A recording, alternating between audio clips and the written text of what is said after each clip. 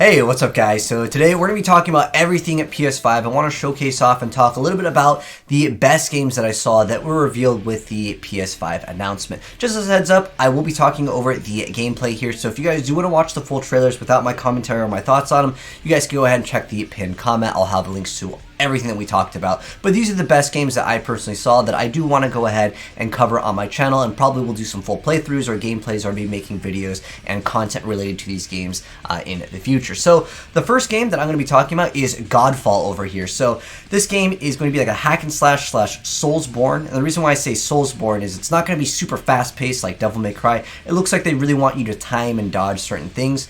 But it is going to be a looter game. So if you guys have played Destiny or any game where you have to acquire loot, this is what interests me. It does technically have multiplayer, it looks like, as well, because they jump in together, which would be kind of cool, because I was hoping that Anthem would have a lot more content to go ahead and jump in and play with your friends, kind of like how Warframe offers that. But this would be an interesting game, and it's actually being worked on by Counterplay Games, which I really do enjoy. I worked with them when they made Duelist. We did some sponsor content, and I really did like that game, Duelist. If any of you guys remember that, it's a really amazing card game. But yeah, Counterplay Games is working on this, so I'm curious to see where this goes. It doesn't show off any of the loot, which is kind of like the most important thing with any like looter game. But at the end of the day, it is coming out very soon. I mean, we're talking holiday 2020, so we'll have to wait and see what is going to be offered with this. But this is definitely a game I'll be covering on my channel as well. Next up, Deathloot. It's being worked on by Arcane, but not Arcane Studios, it's Arcane Lion. I guess it's like a sub-form of it, but nonetheless, this game looks really cool. If any of you guys have played Dishonored, you'll see some of the skills look very similar to some of the abilities that we've seen in Dishonored. I really like Dishonored. Heck, I really love Arcane Studios, which worked on Dark Messiah, Might and Magic. I wish we would get a sequel for that game, because they set up for a sequel, and then I don't know if they're ever going to come out with it, because you have to get the rights for Might and Magic, and then I believe Ubisoft might still have the name. But nonetheless, we'd really love to see a sequel from them. But it really looks like you can do a lot of real cool, stylish combos in the game. Probably you can do some stealth in the game as well, but it almost looks like a unofficial like sequel or same type of gameplay mechanics as Dishonored, which I really love. So this will definitely be a game that we will be playing. There's a mechanic in this. I'm going to go ahead and fast forward again. If you guys want to watch like the full trailers for this, I'm just going to fast forward to like the gameplays and what I would consider a little bit more entertaining here. But you have really cool abilities, and I like that. When there's ways to style on your enemies, I like it. But there's like a kind of rewind feature with the game that they mentioned. So if you died, like you would like go back in time. We'll have to wait and see how that plays out. The best explanation I can kind of think of off the top of my head is kind of like Tracer, how she would go back. But I'm curious to know how far you can go back, and more importantly, the game just looks like it'll be a fun game to go ahead and mess around with. And like I said, I'm a huge fan of Arcane Studios games. So they usually make really good games. This one over here, let's see if it has the release date. Some of these I'll mention if they happen to have a release date, but some of them they simply just don't have one, so can't go over that. But next one up that I wanted to go ahead and briefly talk about is Marvel's SpiderMan. So if you guys remember, I believe we did a full playthrough on this channel, and we did a full playthrough, I know, on my Twitch stream, but I know sometimes some of the audio would get copy striked. But nonetheless, this game looks pretty cool. Out of nowhere, when that Spider-Man game came out, it just was a blast to play. There was a lot of content, and with the exception of the Mary Jane parts where you had to like kind of sneak around, I didn't like that. I hope they kind of rework that mechanic, so to speak. But this game looks awesome, and I'm sure we'll have a blast playing it. But yeah, Marvel Spider-Man Miles Morales is the name of it. I'm curious why they didn't just call it Spider-Man 2, I guess because it's playing as someone else, but nonetheless, looking forward to this game for sure, and I'll definitely do a playthrough of this game. Now, this game's coming out in holiday 2020, so we'll be getting our hands on that very soon. Next up is Project Athia. There's really nothing with this game in terms of gameplay that's revealed, but it looks interesting, and heck, it's on the PlayStation's like... if you go to the official site, they're like really trying to push this game as like it's on like the main banner. And I'm curious to see where this game goes. It's Square's working on it. This is like the only gameplay that you see. It's just kind of them hopping around, and then they trap like a wolf-looking creature. The gameplay looks like it seems to want to be very fast. I was surprised Final Fantasy, like the new one that recently came out, Final Fantasy VII, the combat was quite good. I would like it to be a little bit faster, more in the Devil May Cry space side of things. But nonetheless, I mean, if we can get Itsuno to work on the combat of this game, it'd be amazing. But nonetheless, it's designed for the PlayStation 5. There's really nothing else that's announced. It just says working title, so we have no idea on the release date. But it's a game I'll keep on my radar, and if there's something cool to mention, I'll cover it again in the future. Next up is Ghostwire Tokyo, where it seems like you're kind of playing as this kind of Ghostbuster. You're going and eliminating these ghosts. And it kind of has, at first it looked kind of like it was kind of cyberpunky, which I always like that space. But nonetheless, it looks like you're going to have a lot of different abilities. At first I was thinking maybe it's going to be like a first-person shooter. But there is like a bow, and there's a lot of magic in the game, which is quite interesting, where you can see that there's a bow, and you're shooting different maybe elements, and you're taking like a core. Almost remind me of like Astro Chain if you guys have played that game. But nonetheless, you're probably hunting ghosts and eliminating them, and that probably gives you some type of resource. I really like how they had all these like different like abilities that you'd shoot out of your hands. One thing that I think would be kind of cool to cast different spells or change the way you equip certain things is to use that PlayStation touchpad. I don't know if any of you guys have played a game called Arx Fatalist, but there's a really cool mechanic with that game where when you cast spells, you actually have to draw them. I think that would be really cool if they implemented it in, if they do it right, that is, because otherwise it might become tedious. But I'm curious to see where this game goes. But this game over here, it says it's coming 2021, so we'll have to wait until next year. No release date on this in terms of like the month, but at least we have the year. But that's a game I'll keep on my radar as well. Next one is Pragmata. This one's kind of one of those where you just see the trailer and it's kind of mysterious, kind of like how Death Stranding was. In fact, a lot of people started talking about Death Stranding in the comments of this.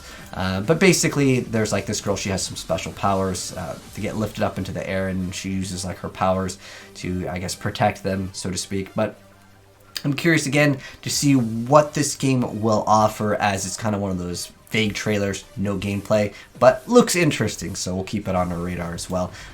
But as far as this game goes, looked interesting to me. Next up over here, this is Returnal. This one does, however, show off some gameplay mechanics. It had some like space vibes. I'm a huge fan of any sci-fi or like Mass Effect like game. I'm not sure if we're gonna get like a Mass Effect, like an RPG with a team, but it looks like they get infected or something like that. And they do show off some of the gameplay. It's like a third-person shooter. As far as the gameplay goes, they just really show off a dash, and then there's a few different colors that shoot out of a weapon. But I would really like to see a lot of really cool variety. I'm hoping we'll get some type of prequel or something to Mass Effect, or I don't know if they'll ever try to re-scrap or salvage what they did with Anthem, but I really wanted to see another like sci-fi third-person RPG. If they can make another Mass Effect game, that would be quite cool. I'm thinking they're done with that series, but something in the same like genre would be kind of cool. Maybe this game will kind of cure the itch for that. But it looked kind of crazy. It looks almost like a bullet hell game, if you will, where there's just massive amounts of things coming at you. I'm hoping we get cool abilities, maybe even a squad, but it looks like it's a single player game. But this is another game that I have on my radar. Next up, this one's more, so I'm curious to see how they pull this off. This was called Stray, where I'm guessing you play as a cat, which it's kind of like Man-Eater. It's kind of that mystery of how do you make a game where you're playing as a shark, and I want to see like you know, where they take the game. It looks like it's kind of taking place in the future, where you can see there's just robots, but you're playing as a cat.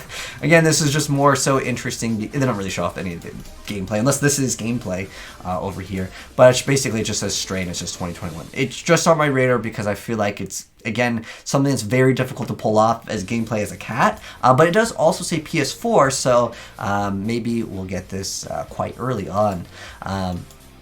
Because if they obviously have it for PS4, they've probably been working on it for a while, but again, we don't know. Anyways, next up, Horizon Forbidden West. This is a game I might actually just watch. I did a full stream and playthrough of Zero Dawn, which was a pretty cool game. I was more so interested in the story than the actual gameplay because it was a little bit slower. I prefer games that are a lot more fast-paced, like Devil May Cry. And obviously with the bow, that's a little bit more difficult to pull off. But this game over here, it'll probably be a pretty decent game. Like I said, this game, I might just watch it, and like there are games like, for example, some of the Uncharted games, or even The Last of Us. I personally just prefer watching someone else play through them because I'm more interested in the story than the actual gameplay mechanic. Whereas this game, it got a little bit repetitive. Well, not Forbidden West, because obviously we haven't played it, but I'm talking about the previous game. But the story was pretty cool in the game, that kept me going through. But there's no like real gameplay here. But it just says Horizon Forbidden West, and then it shows off this big giant enemy over here. But that'll be a game I'll be interested in kind of checking out. Next up, Hitman 3, another game I'm interested in. looking at when, of course, it comes out. There's no gameplay here. I just wanted to quickly and briefly mention it over here because it was also posted. This one over here. Whoops, we went full screen. This one over here, it almost reminded me of Twisted Metal. It's called Destruction AllStars, but I guess you can get out of your vehicle, or maybe when it gets destroyed, you have to jump into another vehicle. I'm curious to see where this game goes. I know I keep on saying, like, I'm curious and I'm interested to see, because a lot of these games, we don't have, like, the full gameplay. They don't show off that much. It's just more so showing off maybe what the PlayStation 5 can do, because there's a lot of really cool, like, destruction scenes that are shown off where, like, the cars are getting cut in half.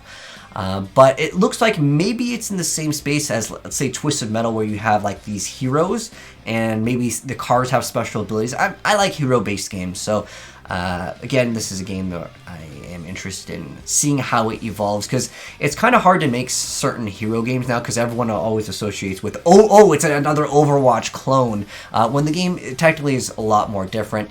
It almost reminded me of BattleBots, if you guys remember that TV show where you'd have, like, these crazy gadgets that were attached to these little, like, motor vehicles, and the whole point was to destroy them. I mean, you can see there's a giant knife, and it cuts a car in half. It's kind of cool, but the thing is that will that be able to keep people interested in long enough to, you know, continuously play the game? But this is another game that was on my radar.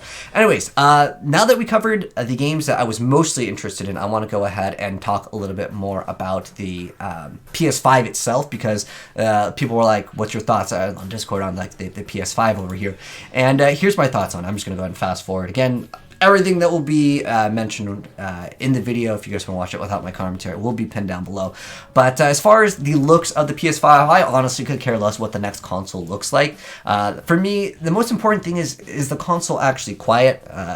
Because I like to keep my console in the same room, but sometimes, if any of you guys have had the 360, sometimes that thing got pretty loud, you know, when it would get really hot. So that's what matters to me the most. But at the end of the day, at this point, I don't even have my console in the same room that I stream in, so it doesn't really matter. But as far as it looks like, there's actually two versions of it. I'm curious to know if you guys will be getting the digital version, which just basically comes with the console itself without the disc tray, because I feel like it looks a lot better without this little disc tray here. At the end of the day, I know people are making fun of the way it looks. Heck, this is one of my favorite pictures that someone posted, which is Seto Kaiba. I mean, the thing looks like a sophisticated, like, router, but at the end of the day, I don't care what the console looks like. I care about the actual controller itself. So it'll be interesting to see if people will not pick it up because of the way it looks. Because I know for some people, that was a huge deal, specifically in the Asia region with the Xbox. They really didn't like how bulky that thing was, and that can actually hurt sales, surprisingly. But they show off a few of the other things, like this little charging stand and stuff, and there's people making whole videos just going over the peripherals. Like, yeah, it has a remote, it has headphones, and it has a camera. The camera can be important for, of course, anyone that's interested in maybe just streaming with the PS5, because it is a very powerful console. Nonetheless, the controller looks pretty cool, and there's actually something that I want to go ahead and go over, which is this Astro's Playroom, which is a free thing that you get when you get the PS5. But they actually show off in this. This is not a game I really like super hyped up about, because technically the video, you know, is the best games, although this one you're getting it for free anyways when you get the PS5. It's just more so maybe a tech demo, but it looks like there's decent little like playtime in here. But most importantly, it shows off the mechanic with the controller, which I want to go ahead and briefly look over. For me, I usually don't like vibration. I don't like it when my controller shakes or does these weird things. I just want my controller to be what I use to input. I don't want to swing around, use motion control. I've never really been a fan of that. However, if any of you guys have played Detroit Become Human, there was some cool things with that, which in that kind of a game, it's totally fine. But it looks like the buttons can vibrate. It looks like it. I don't know how they're going to really mimic that, or it shocks you at that point, which I don't think it will actually shock you. I think it's just the buttons will also vibrate. It'll be interesting to see where games go with it, where, like, for example, if there's like a hidden secret, maybe you know, one of the buttons will vibrate in some type of direction.